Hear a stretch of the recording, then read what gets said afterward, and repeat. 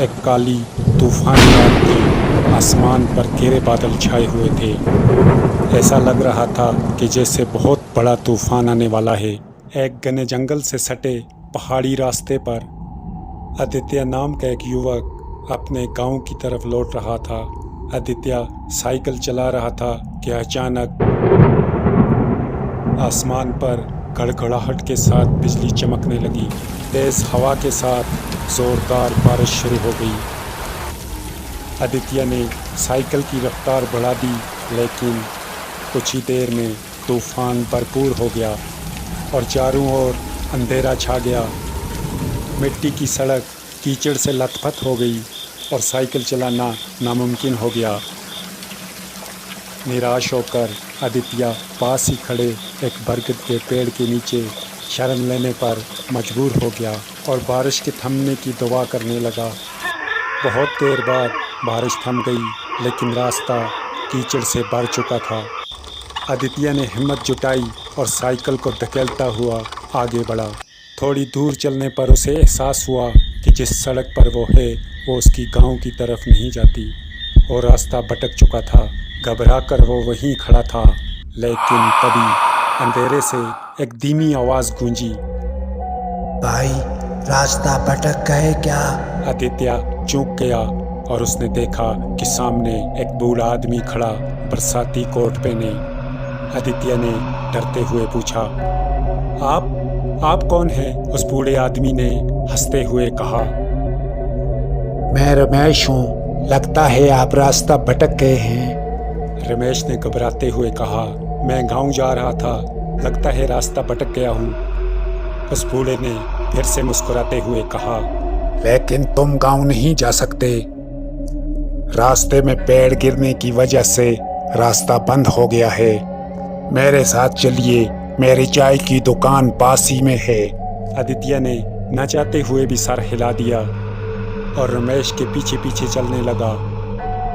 आदित्य ने महसूस किया कि वो जब से रमेश के पीछे चल रहा है, हवा में एक अजीब सी गंध महसूस कर रहा है, जैसे सड़े हुए मांस की बू हो। वो डर के रुक गया।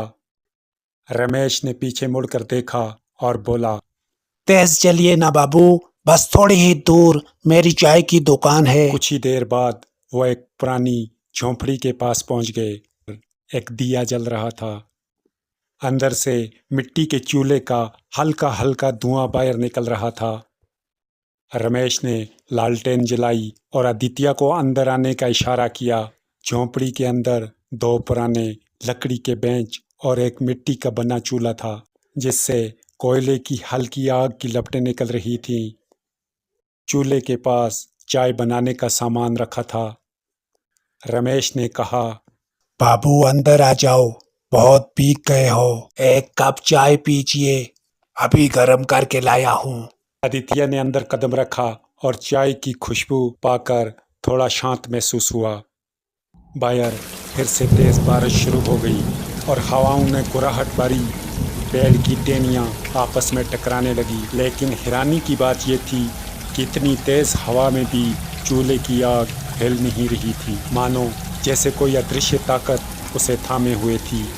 रमेश ने कहा, बाबू तुम बैठो, मैं तुम्हारे लिए अभी गरम गरम चाय लाता हूँ। रमेश ने मसाले वाली चाय बनाई और गरम गरम आदित्य को परोसी। गरजती बिजली के बीच आदित्य ने चाय की चुस्की भरी और रमेश से पूछा, बाबा, एक बात मुझे समझ में नहीं आती, कितनी सुनसान जगह पर चाय की दुकान, यहाँ कौन आता होगा चाय पीने?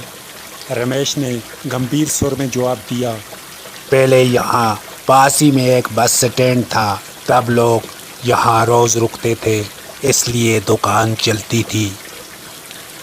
अब बस स्टॉप बंद हो चुका है, कोई नहीं आता, पर आज तुम आ चुके हो। थोड़ी देर बाद बारिश और तेज हो गई। हवाएं खूंखार हो गई और उसमें जलती लकड़ी की बदबू चारों तरफ फैल रही थी, मानो जैसे कोई चीज़ ठंडी हो रही हो। रमेश ने चूल्हे का कोयला बाहर निकाल दिया और लालटेन बुझा दी। वो अंदर चला गया। आदित्य अकेला रह गया। अंधेरे में अजीब घबराहट लिए बिस्तर पर लेट गया। रात घेरी और सन्नाटे से भरी हुई थी। कभी कभी झंगोरों के चीखने की आवाज़ें सन्नाटे को चीरती हुई आती थीं।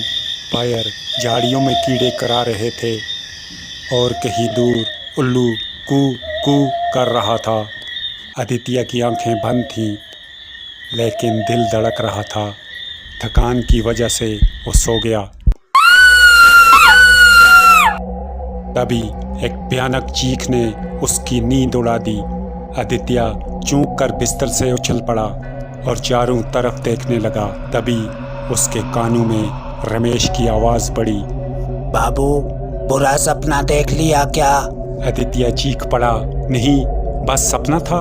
उसने झोंपड़ी से बाहर देखा तो देखा रमेश लकड़ी की बेंच पर चुपचाप बैठा हुआ था। रमेश ने धीरे से कहा, चलो बाहर चलते हैं, ताज़ा हवा लगाएंगे। इतनी गर्मी है, बाहर ताज़ा हवा का कुछ मज़ा लेते हैं। आदित्य ने सर हिलाया और दोनों बाहर लकड़ी के बेंच पर बैठ गए। कुछ दूर एक काला उल्लू कू कू कू कर रहा था।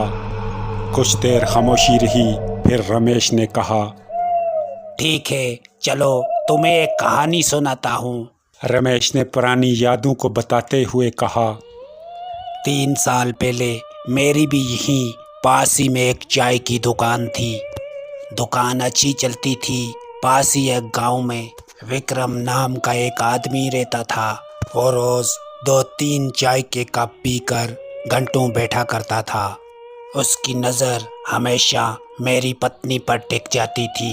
मैंने 1-2 बार सोचा कुछ नहीं कहना चाहिए, लेकिन फिर उस पर शक हो गया। एक दिन मैंने सोचा बाजार बंद होने से पहले सामान खरीद लूं, फिर वापस आकर दुकान बंद कर दूंगा।